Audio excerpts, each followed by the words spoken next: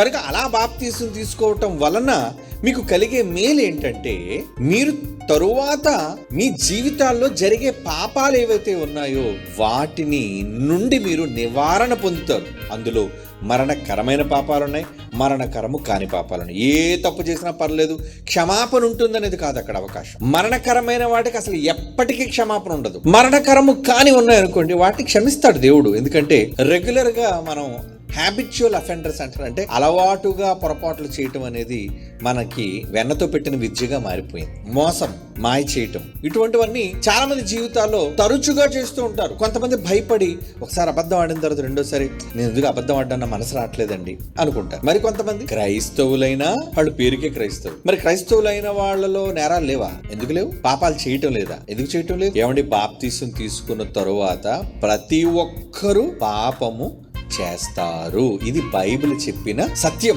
బాప్తిజం తీసుకున్న తర్వాత నేను చాలా పవిత్రంగా ఉన్నానండి, నేను ఎప్పుడూ పాపం చేయట్లేదని నేను ఎవడన్నా వాడు అబద్ధికుడు, మోసగాడని అర్థం.